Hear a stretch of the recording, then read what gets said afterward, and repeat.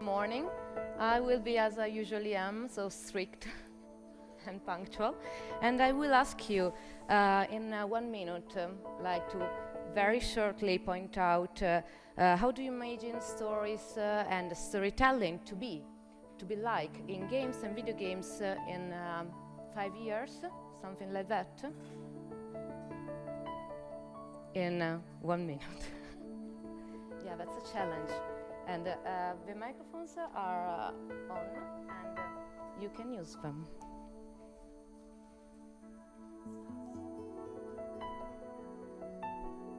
Whoever wants to go first.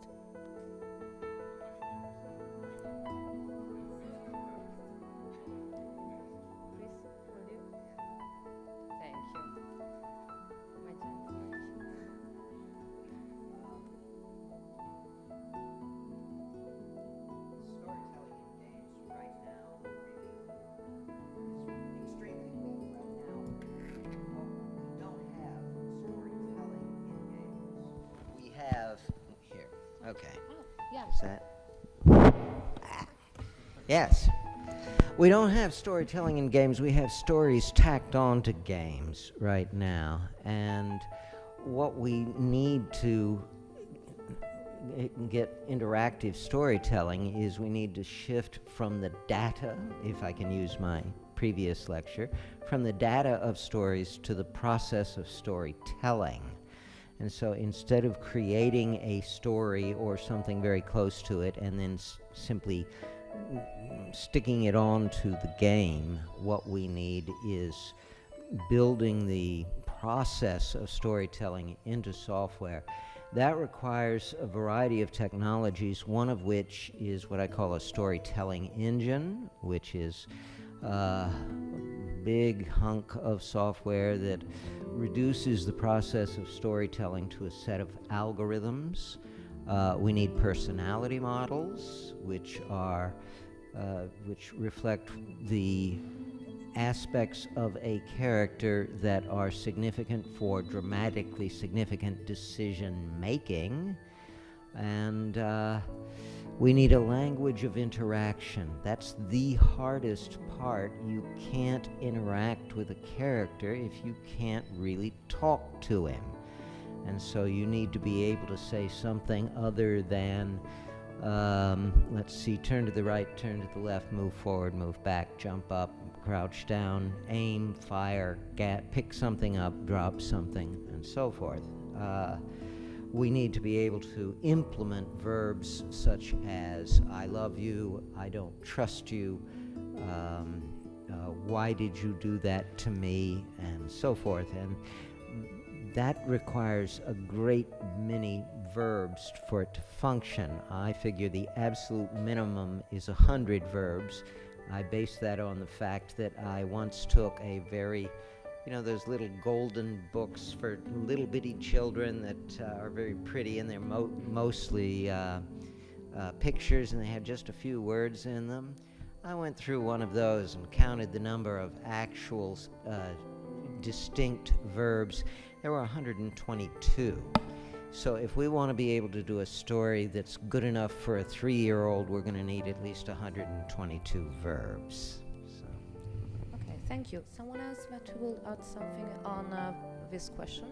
Like what I'd like to add something because I believe Michele Gelli on the microphone right now. I believe that Arthur Clarke said that nobody is able to distinguish advanced technology from magic if the technology is advanced enough. So I believe that in the near future, video games will try to stun us with branching the story quite a lot and making it seems like there's some kind of story engine behind it. And I believe that in next year they can be a little bit successful this way. From the point of view of the RPG game made from interaction from people to people, I believe there may be advancement in the medium based on technology. We will have apps that can make accounting or some other process. but the most important advancement in technology is are those made in paper, because we need to a better understanding of what interaction of people to people will be. Okay, you're already forecasting one of the next questions. Someone? Okay, yeah, please. I'd like to Push the button in the it's okay. Yeah. I'd like to shift the emphasis in the question to what we mean by how games will be different, because I suspect it's easy to think in terms of visible product, visible commercial product, and say, well, let's look at the games, and the first thing you do is open the catalog or the appropriate website, excuse me, or go into the store and look at the shelves. I maintain that that is the flotsam and jetsam, and in most cases, the trash of the existing games. Take a rather ferocious anarchist view toward this, that if you're going to ask about what games look like at the moment, you need to be in the venues where you're going to be seeing things like the pool. You need to be in the venues where people are actually not only working at it, but playing the various prototypical and perhaps finished but never polished and produced games with each other, enjoying them, talking about them, throwing aside something because you were distracted that was brilliant and someone else picks it up. Looking at games in that fashion across the different media, I think would produce a very different picture. Where will that be in 5 years? Probably something pretty cool. But looking across commercial product, particularly high-end commercial product, massive unit commercial product, you'll probably still just be seeing its trash. Okay. Laura, Ripamonti from Statale, you were going to say something, I guess.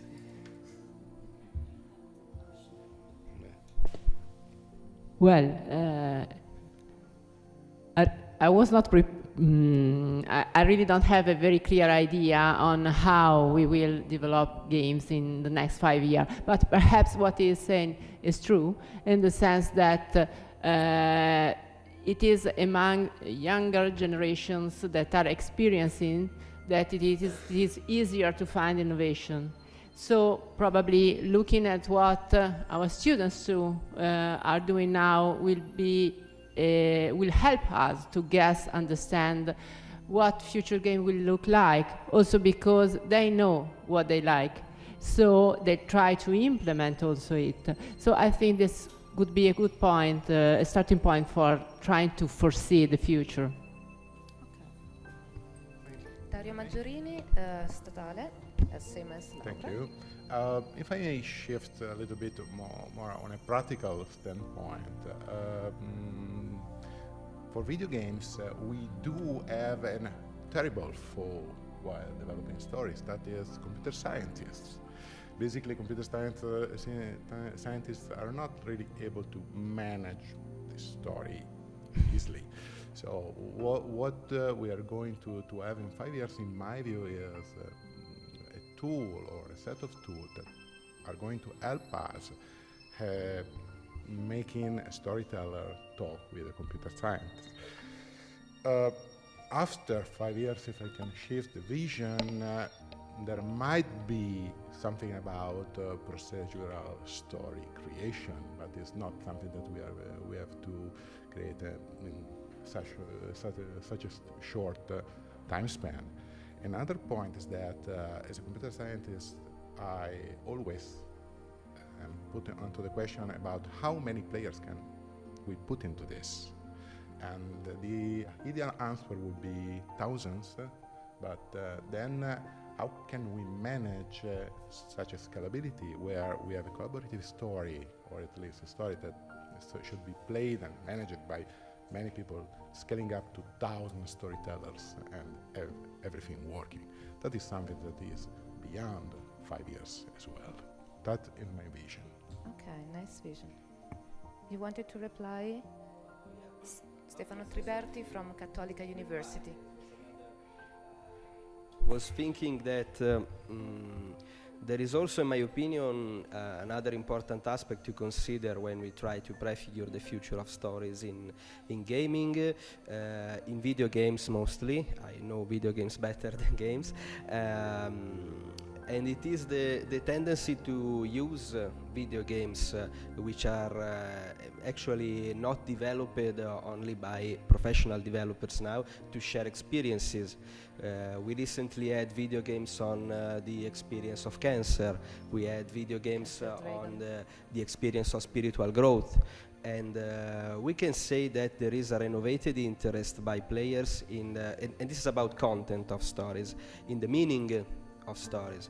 When, of course, we had also ancient video games with important meaning. That is not something only new, but I would say that there was a period in the history of video games when where the story was very basically supporting the gameplay, or it was a story devoted to make the player or the character more powerful, and that's it. The typical first-person shooter, the objective of the first-person shooter. When you finish the game, you are the most powerful of all. You destroyed the enemies, and that's it.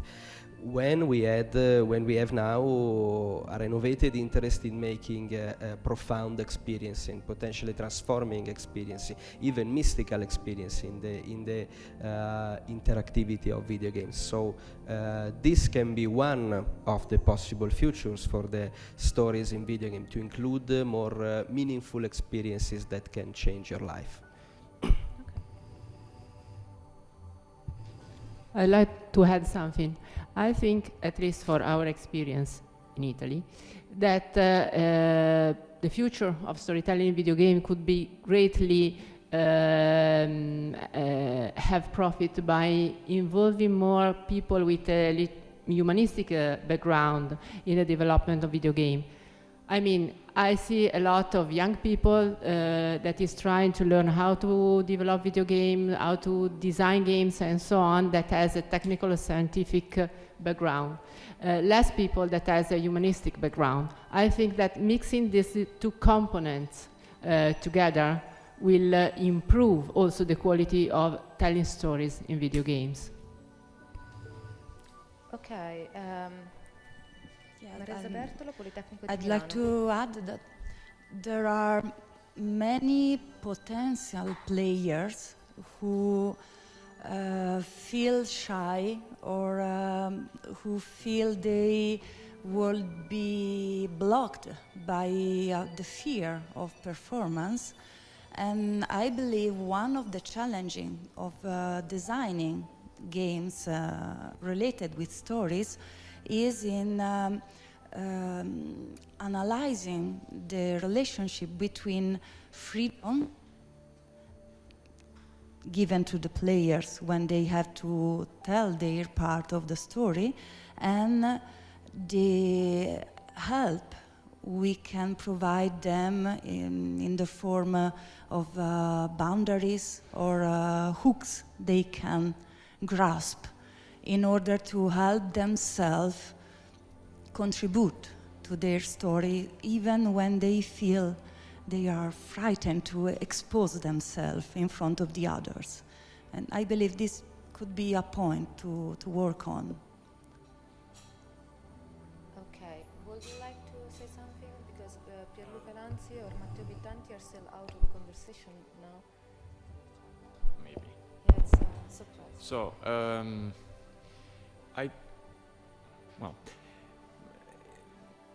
I don't have any opinion about the 5 years scenario. I think that the great limitation is, I'm a programmer, so the great limitation about making narrative games is that basically you are the game master, the dungeon master. So a programmer, when it builds a game, it basically, even if it wants to leave freedom to the players, it's actually avoiding the players' interaction. So, and I think that going back to Chris, I think that there is a huge and way too much emphasis on the idea of the content per se.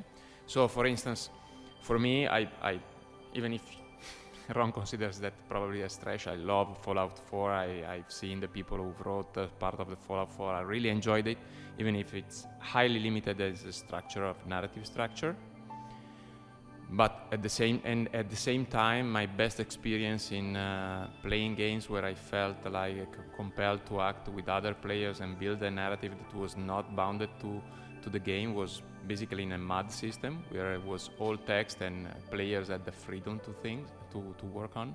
Which you might say, okay, World of Warcraft actually is the new MUD system, but I would say that the focus on the graphical part the graphics is way too much. So for me, for instance, yes, more verbs as Chris said, but I would basically destroy the entire graphics system, and I would say, okay, for 5 years, if you want to play something that is, you want to make a narrative story, something like this, then okay, no graphics at all, and then start from that. That's the only option you can use. Minecraft shows us the way in that regard. Was that? Minecraft shows us the way in many ways. It's incredibly compelling by going retro. Yeah, it actually binds you to very few elements, and you build from that. Yeah, I agree. Just I think it is important to make a little point about freedom from a psychological point of view. You can consider freedom at least in two ways. One is the freedom to do everything you want. The other is the freedom to do what you actually want to do. That is another. If you think that there was a video game cited before, BioShock Infinite.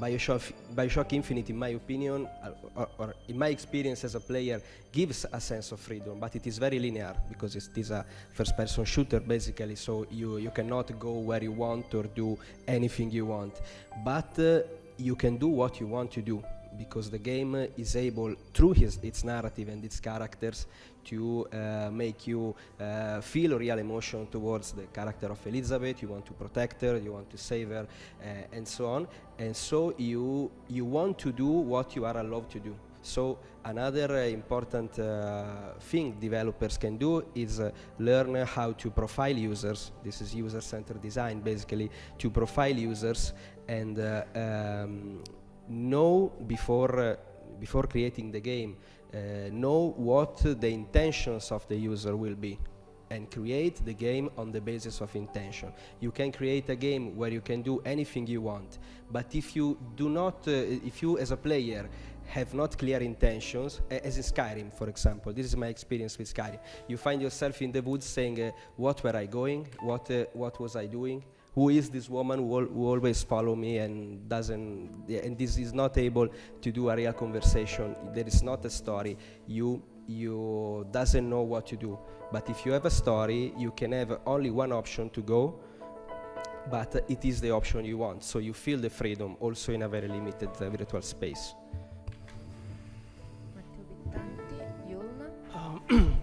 I think the future of storytelling is going to be a toxic mix of Pokemon Go and an episode of Black Mirror and spam bots and lots of trolls, and it's going to be invasive tracking. You're worse than me. And advertising.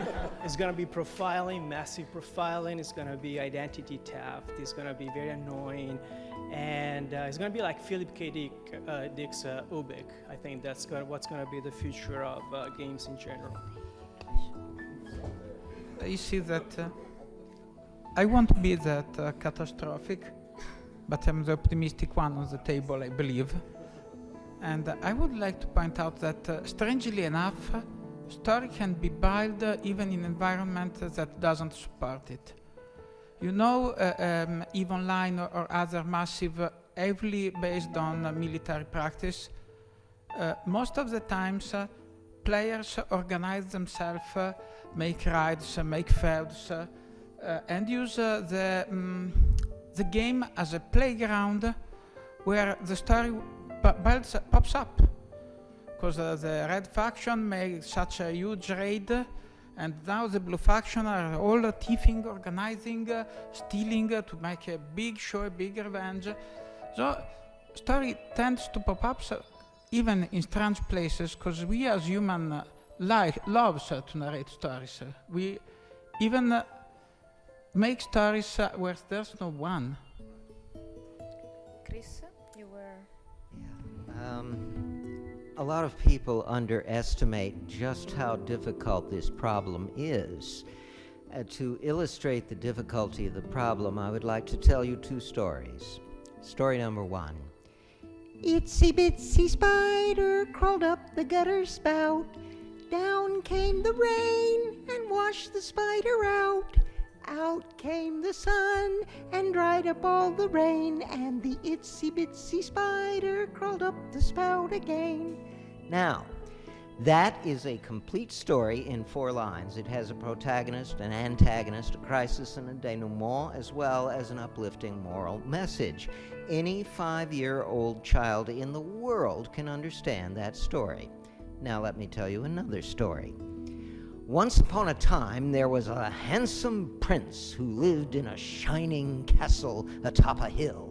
And one day, he leapt onto his mighty white horse and galloped out across the drawbridge and into the valley, where they fell into a hole and they both died.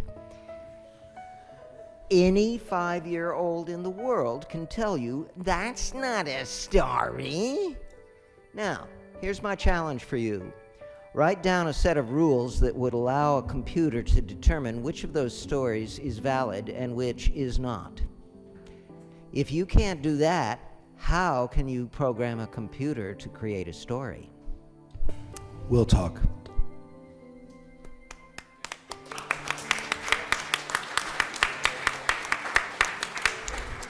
Thanks for hitting a nerve.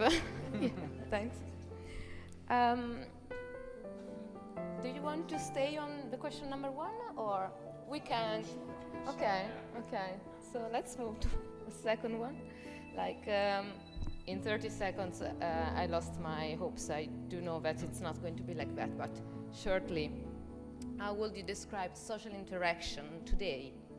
So social interaction in a context where the idea of presence acquired different meanings. So presence in games and video games in general, and what is social interaction in this situation today? It's open question, so everybody can. Welcome. I spend a lot of time in triggering them.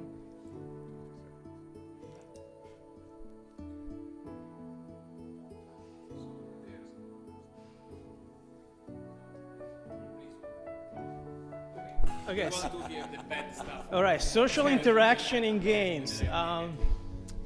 So basically, we're living in The Sims. So it's The Sims in real life. It's our society right now. So it's basically every interaction, gesture, intention is quantified, evaluated, tracked, sold to advertisers. And once again was sort of like prefigured by games. You know, when Will Wright invented The Sims in 2000, basically the first game came out, that was basically a prefiguration of our real life today. So everything that you do is basically part of a big game. And once again, is Black Mirror, is Nosedive, the first episode of season 3. And we're just like 5 minutes behind that kind of gamified social interaction that is not really fun. Dario Maggiorini. Social interaction in games is going to be, I usually say multi-channel, because it's not going to be just in the game. I interact with you in the game, plus in the game through Facebook, plus in the game through my mobile, plus in the game through other meaning you may think about. My game is going to send me email asking me, why are you not playing today? Come on, there are people waiting for you. That is going to be the social interaction. Okay. Multi-channel and not just inside the game. Okay. One of the topics that arose during the discussions that I referenced concerned what I consider the largest and most inclusive category of talking about, again, forgive the limitation, tabletop role-playing, which is that these are a group of feisty and individually historical primates who are sitting together. My PhD is in zoology, by the way. Who are interacting, and whatever else they do is going to be a refinement and elaboration upon and feedback upon those interactions. So a nicer way to say it is that socialization is the matrix in which all the other game activity is embedded, and that would sound so nice. Socialization always has such a positive connotation until you remember that lynching someone is a social act. So what I want to point out is a somewhat brutal characterization of most of the socialization that we were observing across our own hobby was not particularly social, and we started to call it huddling as opposed to socializing.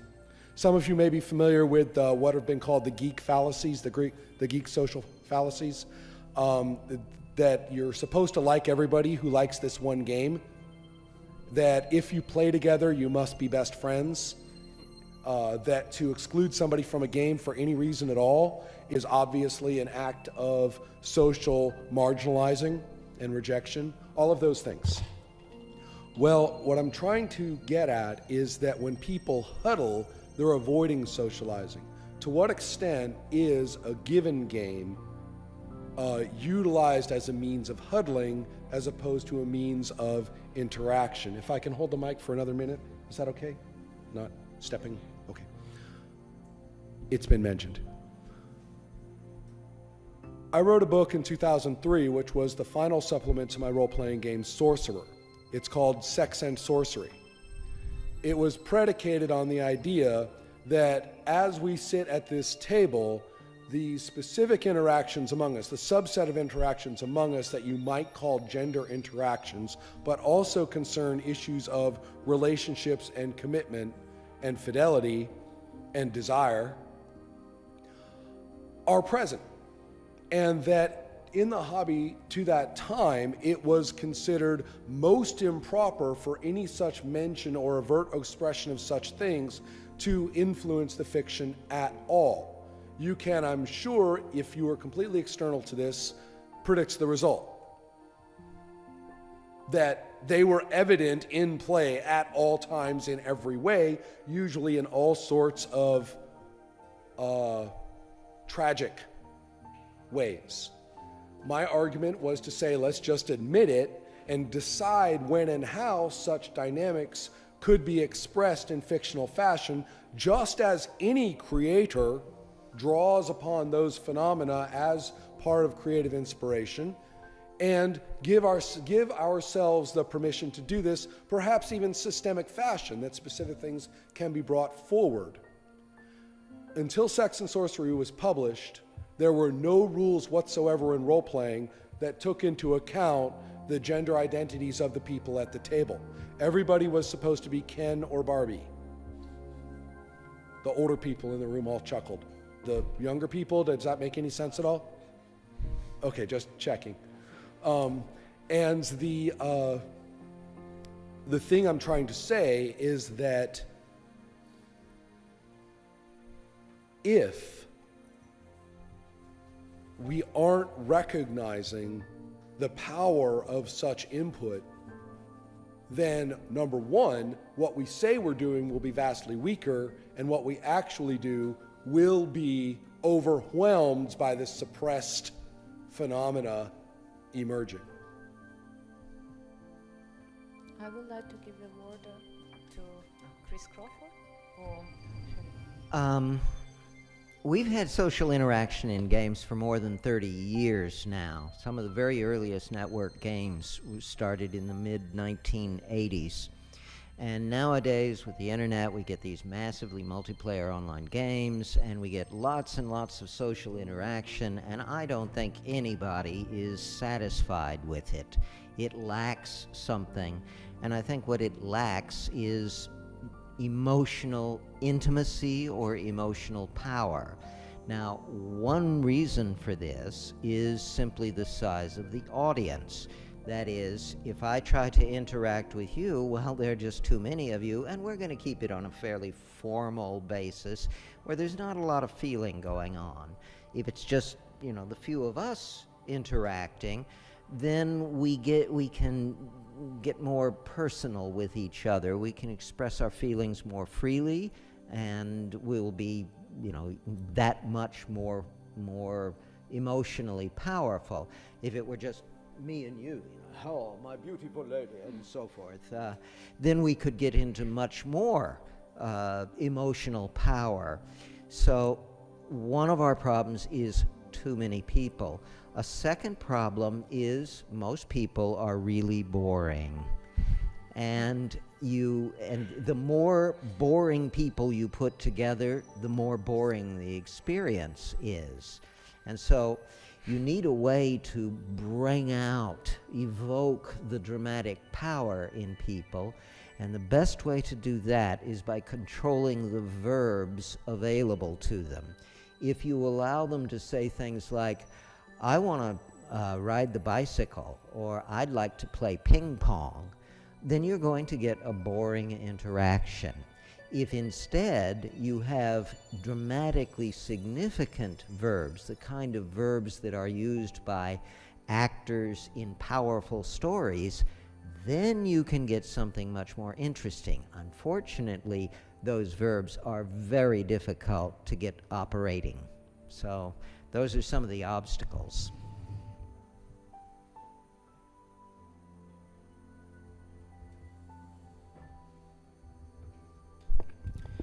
I think an important point to be made about social interaction is that social interaction is something as a psychological phenomenon, psychosocial phenomenon we can play with, because for example, we as humans are able to engage in social interaction also where when others are not actually present.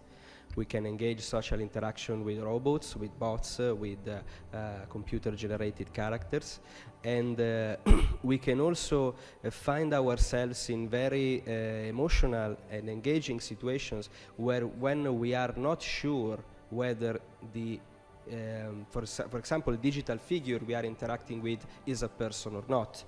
And there are some video games based on this aspect.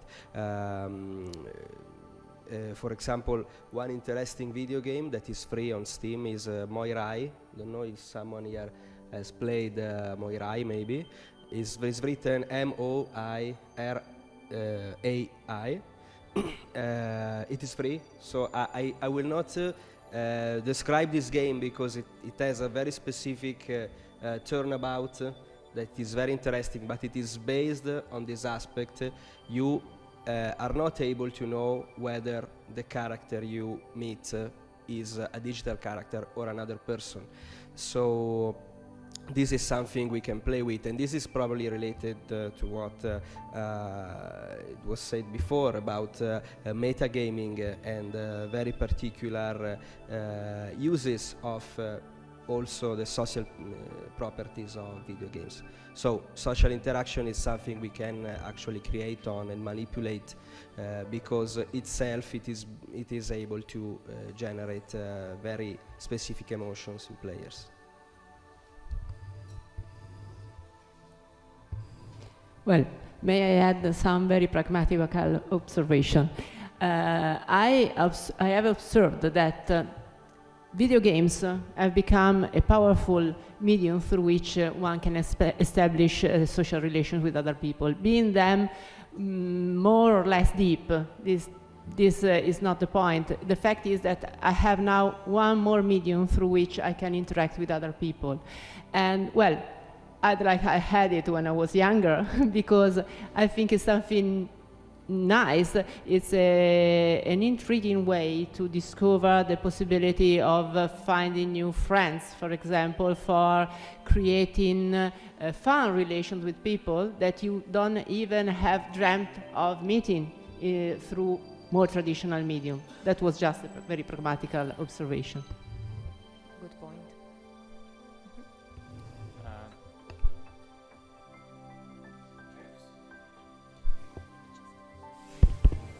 I have to say that if I want social interaction, I don't go to computer games. I go typically. I think that the limitations that Chris just said are there, and there cannot be. To me, they cannot be solved. So I play multiplayer games, but just because I want to be competitive. If I want to have some, social connection, I actually go to tabletop role-playing games and others. I think that, funnily enough, the only game that gave me a sort of idea that I had a social interaction with another player was Journey, and basically because we didn't talk, but because I had to try to understand what the player wanted from his own moves, not because we were speaking, not we were exchanging some messages and other stuff. I remember I just saw one small piece by Louis C.K., which is an American comedian. I don't know whether you know it, but it's very famous. And it was saying that the problem about social interaction in the new media is the fact that you don't have the face of the people in front of you. So basically said a kid can say, "Hey, you fatso," in front of a kid, but it basically says so, but it doesn't see the face, so it doesn't have this feedback, and that's what is lacking. That's why for me there is no social interaction. I don't look for social interaction inside video games. I can look for competition, right? I like to, let's say, shoot people inside some games, but that's not social interaction. If I look for social interaction, I go somewhere else. Actually, fighting is social interaction. Yeah, but then I don't consider that a funny part. I don't consider that funny part. No, this is very important, actually. Social interaction is not positive, not necessarily. Actually, also killing someone is a social interaction, also fighting. So, but this is very interesting. It is also very interesting that we are maybe, we tend to perceive social interaction as something positive, but of course we can obtain very interesting effects in games if we learn how to use negative emotions and negative situations also from a social point of view. The fact that I play, I don't know, a 32 against 32 match at Battlefield something, since it's the game I play typically, it is still not social interaction for me. So it could be artificial, like the player, but as Chris said, I think computers are very much limited, and artificial intelligence per se, it's very much limited. So I prefer the unpredictability of players and the fact that they come out with another strategies respect to artificial intelligence. But technically speaking, for me, it's not interaction, because there is, for me, it's basically, if I had a very advanced artificial intelligence, for me, it would be the same. It's the unpredictability of the behavior that makes it interesting. So for me, that's not social interaction. That's having puppetries that are controlled by something that is more unpredictable, the AI roaming around. That's why it's not social interaction. Unless they say, "Hey, you noob, you're kicked out," which happens to me often. There are different levels of predictability. You know, for example, when Half-Life came out, it was a revolution for this reason. You know, in the first part of Half-Life, you had to shoot to aliens and monsters that were puppetry, basically. They behave like the typical enemies of first-person shooters. They run towards you, trying to attack you, and that's it. But then at the center of the game, soldiers intervene, and there was a change in strategy. It was requested because these soldiers actually showed intelligent behavior. They were able to take cover, to set traps, and so typically in this specific context, the realistic behavior of these soldiers was enough to generate the impression of being present with other selves. That is the social presence phenomenon.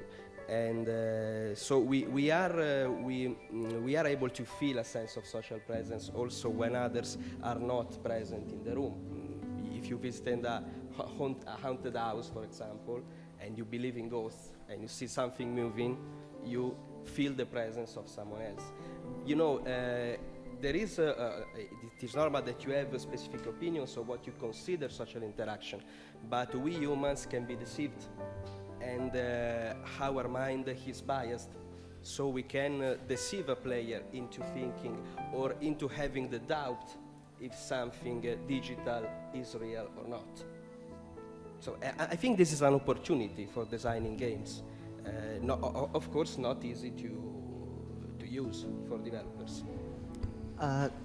Something Laura said inspired a line of thinking for me. Let's imagine a social interaction. Here's a teenage girl on the internet in a chat room, and she starts talking to a boy, and they go back and forth, and they continue chatting over the course of the next days, weeks, months, and he's perfect. He just makes her feel so good and happy, and so they finally agree to meet, and she meets him at a restaurant or something, and he turns out to be 55 years old, bald, and fat.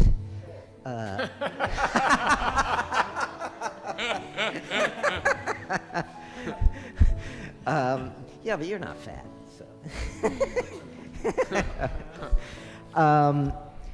This is a social interaction, but look what it leads to. And if you were to have a real social interaction, how do you know it won't turn out like that? There's a second aspect to this. Suppose that we were able to build a kind of game where you can do this, only you know it's safe because you're only talking to a robot. And so you don't have to worry about that, and you can have all those intimate conversations with a robot. Well, in the first place, that just wouldn't feel the same. Even though it's safe, it's not real. But even more important, how do you know that the National Security Agency isn't monitoring everything you say? Yeah, so, by the way, guys, I'd like a bacon sandwich after this, so. How we know Google isn't buying what you're saying? Yeah. Okay. Do you want to add something, or shall I move on? Okay, let's go. I'm interested in the audience question. Okay, audience, wake up. Okay. You choose, not me. You choose. Yes, there is one question there and one here. You got to make bim bum bam and choose. Yeah. Okay, no, okay, no. Francesco, there is another question over there. Fight for that.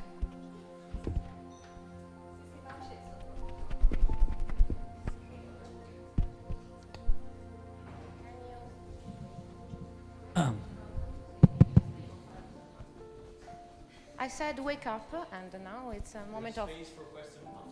Yes. Yeah. I was Another question. Space for question after I can Yes. get questions, you know, and Yes. we're losing. It's the audience. gamification. Yeah.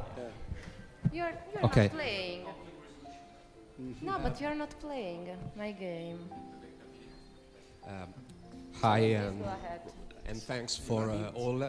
I was actually going back to the first question before,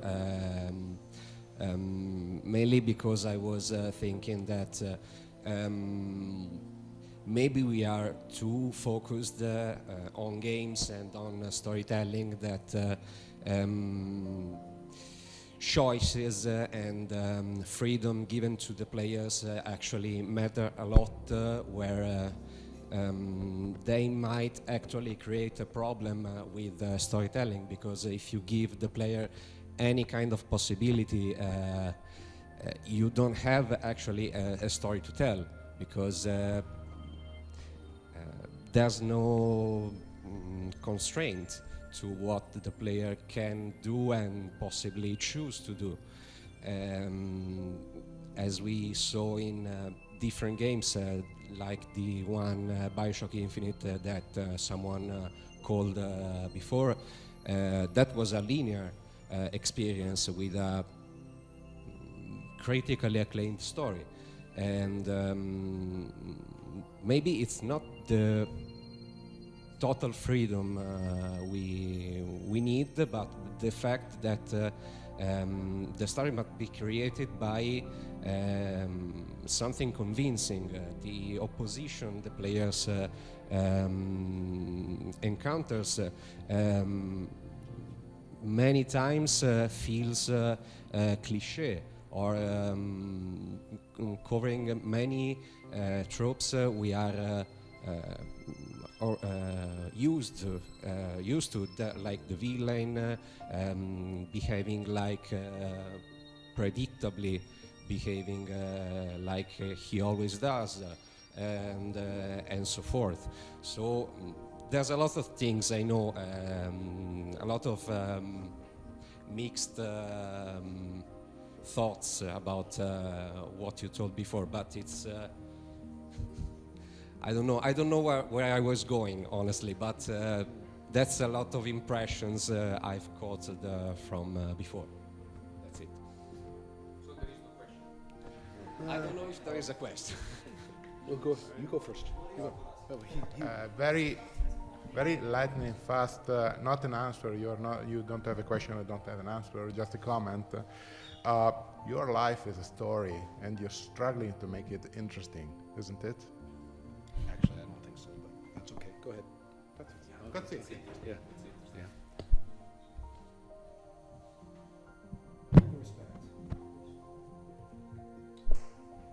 With respect, I've heard that a lot. We cannot give any agency in the story over to those wretched, mentally deficient players. They'll just ruin it. No. Someone, somewhere, the programmer, the game master, whatever, has to make sure that the story happens here. There must be an imbalance of power, or else all is chaos. And then, upon elaborating, I say, now why would that be? They say, but they'll have power over everything. Do you remember what I explained in the pool? When the player gets the monologue of victory, the player gets outcome authority, not outcome authority, narration authority only. Outcome authority has been handled through the dice roll as influenced by statistical choices by the people. Situational authority, backstory authority, resides in the hands of the person who had them. There's no disruption, there's no chaos, there's no control over what that other person might choose to say. So what I hear is not any, when I hear that, what I observe is not any aesthetic, noble hope, that the story be preserved because, I'm the artist here and I value stories and we can't let the story be damaged. I don't hear any kind of aesthetic virtue in that statement. I hear fear that somebody else is going to do something that you want credit for. I just hear status games. So proper design which distributes how one contributes to the story solves the problem instantly, especially since proper doesn't mean the one and only, it means an infinitude of proper designs. I'm afraid that my sympathy toward that outlook is zero.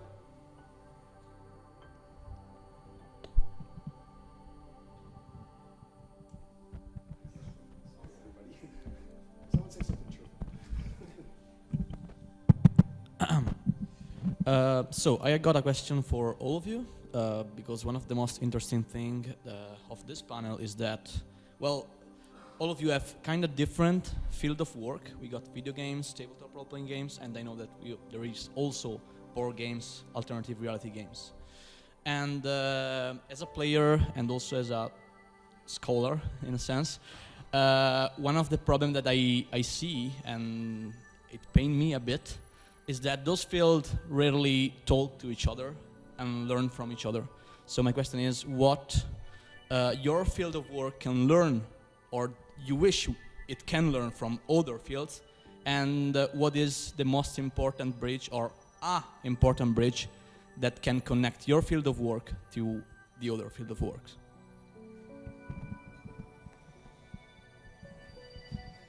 Wow. Sorry.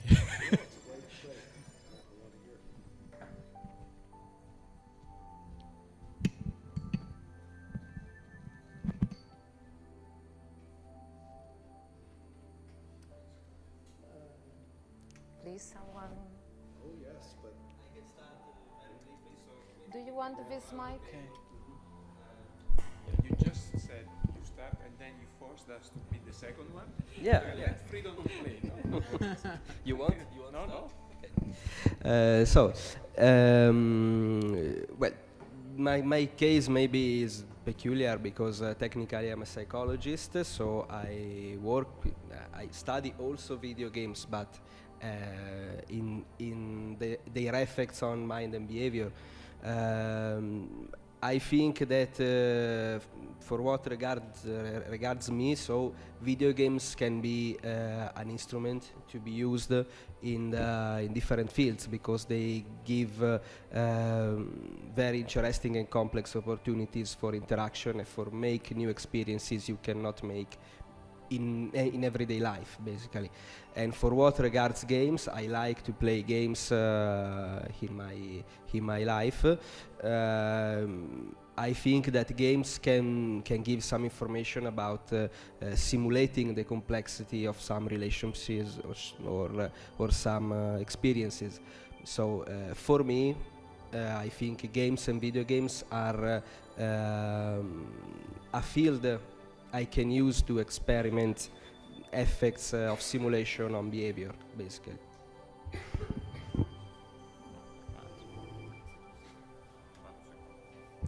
Okay, I'll try to answer. Well, I think that here we are missing someone. At least I feel someone is missing, a writer. Because it is true. The writer, but Sorry? Francesco Tissoni is not here. Exactly. So this is a problem because I think that while okay we can share knowledge in our different field, but they are not so different. We are all working on games from different perspectives, but games. While I think that if we are thinking of involving better narrative and storytelling in video games, well, a writer is someone that can give us interesting hints. I mean, if I need a good music, I will involve a musician. If I need a good storytelling in a game, I think that a writer, someone that is able to write a compelling story, is someone that has something to teach to me.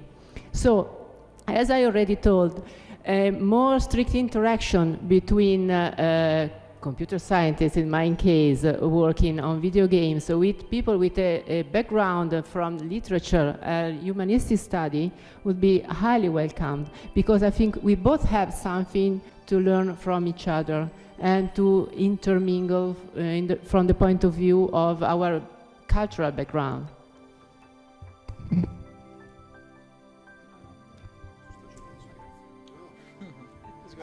skipping. You go? No, it's okay. Oh, just to complete with the last comment what Laura just said. Basically, we are working together and we teach together. And my feeling is exactly that one. Let's say I would summarize saying that we should be looking to learn each other's language. That is my point. That is what we struggle to teach to our students.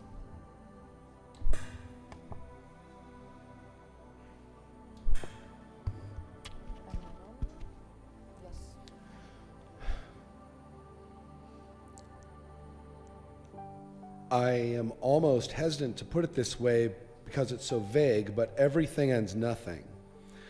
By everything, the commonalities of what's being said have struck me profoundly, which really comes down to which human urges do two or more living humans want to talk to each other about. which human urges, problems, crises, and outcomes do two or more humans want to talk about. And that's come up again and again and again, and I think that it's profound, important. It's actually a bit inspiring to discover that the people who are stereotyped as nothing but graphics freaks and licensing mavens, that stereotype doesn't apply. That the question that I mentioned really is tremendously interesting across the board. So that's great. The more we have to tell each other about that, the better. I can't wait to break open, if I may say so, an educated view of behavioral ecology, which is found in no bestseller at this time, I might add, to break that open to the questions that Chris has raised. And I'm been fascinated by many of the other things that people have said because of how much it applies to what I'm trying to do. On the other hand, when I say and nothing, it's so hard to embed that interaction in any kind of professional reality. It's very difficult to say, this is the closest I've ever come. In fact, it's farther than I thought I would ever come to actually bridging professional boundaries, departmental notions, commercial roles to permit this kind of dialogue. So my answer to date has been nothing. There's no way to get together. There's no way for what we say to be heard by others, building a castle in the sand by getting together and talk. And my only hope is that that's not true, but that is the problem.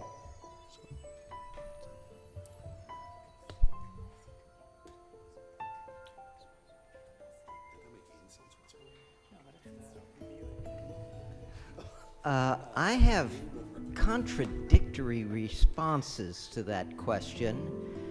On the one hand, I can look at most fields of study, and I've learned an enormous amount in my work on interactive storytelling, from linguistics, physics, economics, evolutionary theory, psychology, neurophysiology. I've learned enormous amounts of stuff that's really useful for me for interactive storytelling. On the other hand, when I look at other fields of game design, I get lots and lots of negative lessons along the lines of, no, that doesn't work. No, that doesn't work. No, that's no good either. And so I don't quite know how to answer that question. It is maybe it makes no sense, but I get completely opposite responses between studying theory and studying practice. Any other questions from... Okay, I'm coming. The mic.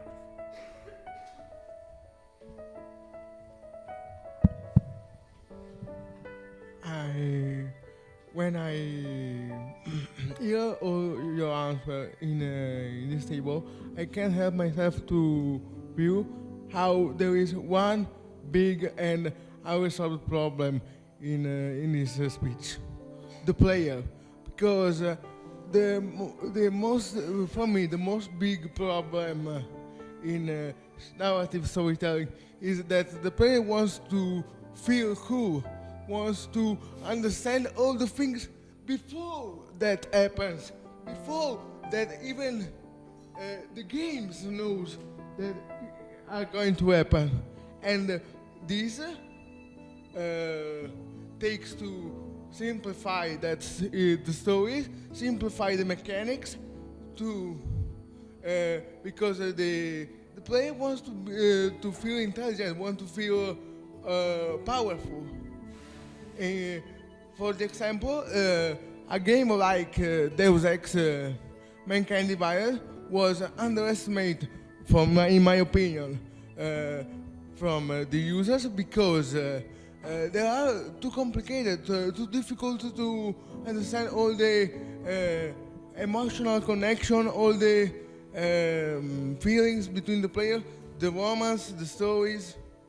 And if we are going down this path, we, in my opinion, never be able to evolve the medium in a more higher level, such as literary and more and theater. Okay, this is the last question, so take your time. You have altogether about 15 minutes, or we're going to leave, but a hell of a question. Okay, please. I really would like somebody else to start if they feel the urge to start, because I don't want to keep jumping the mic. But, so, okay. You have brought up a tremendous reality. And the reality concerns the issue I have talked about priority. Let's look at traditional media again. Film, theater, literature, and the fact that the creation is over here and the audience is over there. The player you're describing is happy in that situation, and I am too. I like to go to a movie, I like to read a book, but the player wants that from the game. It's another way to watch a movie. It's another way to read a book. It's another way to watch a play. It's just a little more identification oriented, but it is precisely the same interaction. Therefore, to say, hey, we're doing something completely different, hey, you gotta work, buddy. You gotta care. And, wait, what? No, I didn't come here for that. Bug off. I paid for a movie. I paid for my game, the way they say game. Much as you mentioned a more ideal alternative, I wouldn't put it as ideal, even though I prefer it. This is a reality. This is the audience. This is a component of the audience, and they will be served by people who care to serve them. I don't care. They can do it. They're not going to go to, the infernal realms because of this. It's not a sin. They're just not my audience. And one thing that I think is that although you can work to find as many people out there who are your potential audience, you can't make people who aren't your audience into your audience. So I think that if I were to have a very limited audience, which I do, and I continue to develop these methods with them, I'm not really sure the size of that audience is something I can control. I mean, the ultimate size. So I don't curse that player you're speaking of. I'm just saying I better be sure that I'm marketing or presenting or making my things available to people who aren't that person.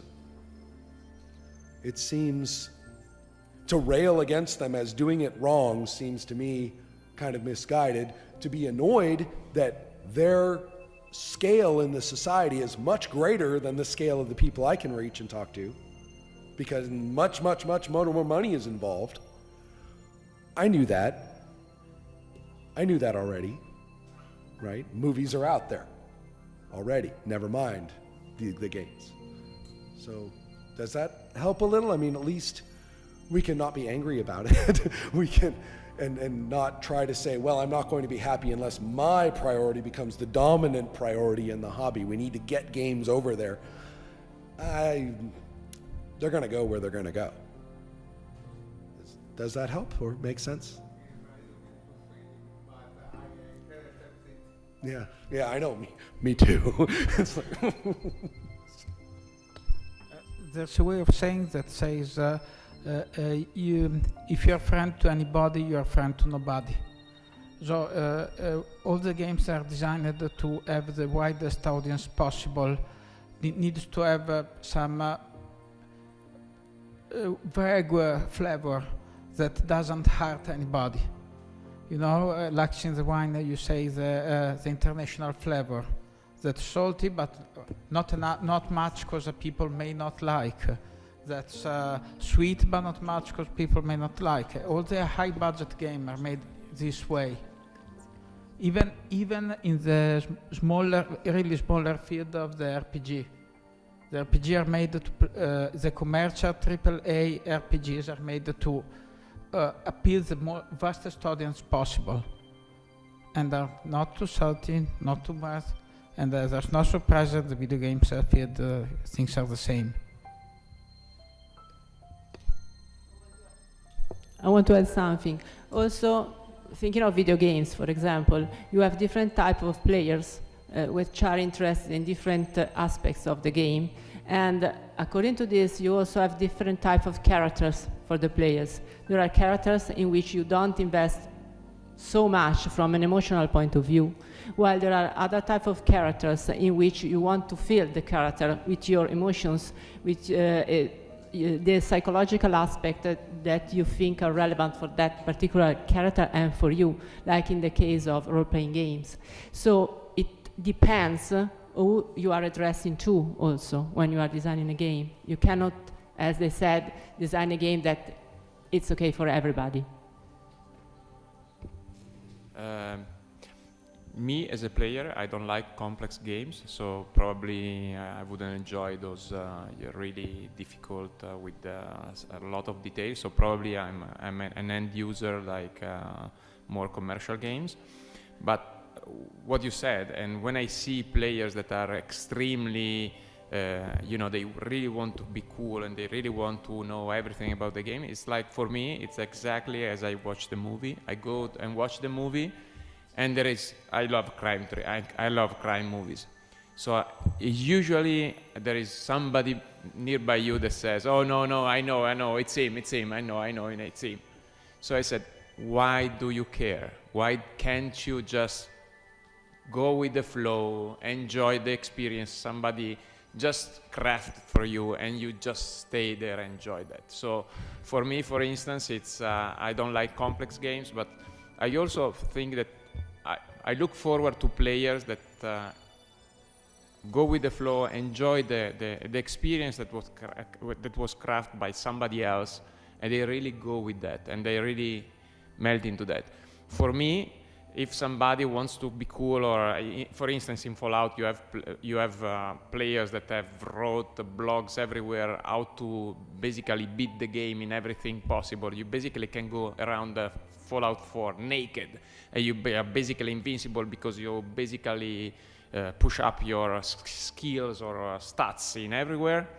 Yeah, I don't like that. I don't care. I actually don't care. I go with the flow. I think that's, as Ron said, you should choose your audience and don't go with the others. You choose the audience that want to enjoy your game and you go with them. That's my point.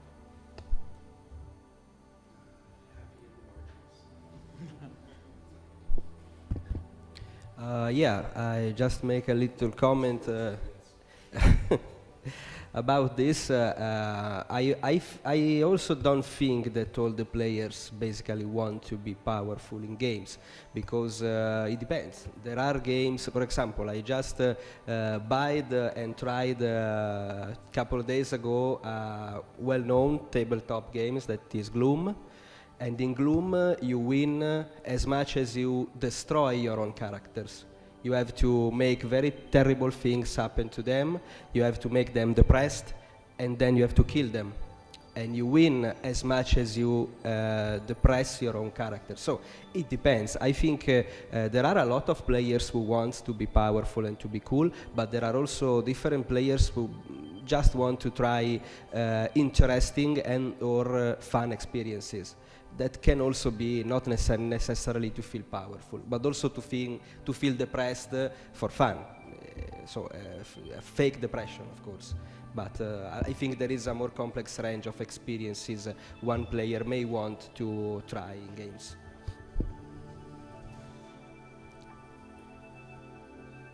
Okay, the last word to Dario. Okay, Maggiorini, yes. I just want to make an additional comment.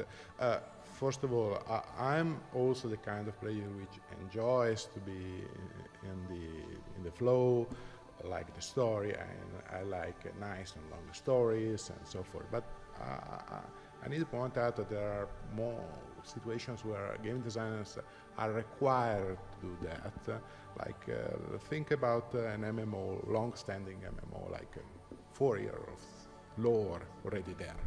and you have a newbie coming in, and 90% of your players are level 50 or more.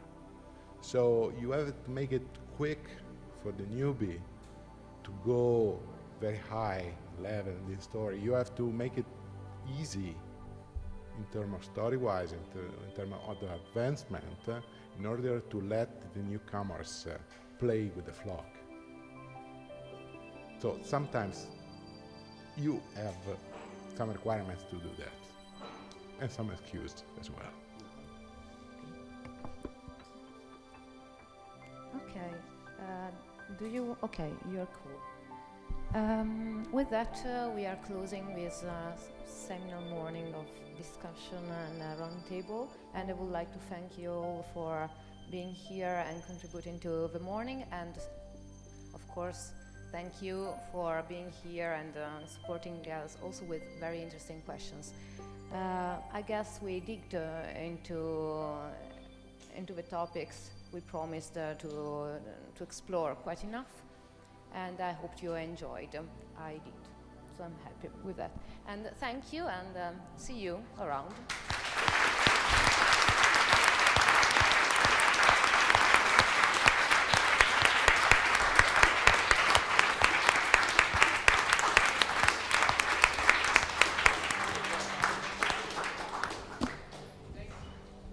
Thank you, Ilaria, for organizing this morning.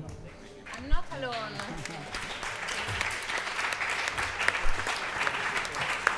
Yes, but you were speaking. So thank you also to the other organizers.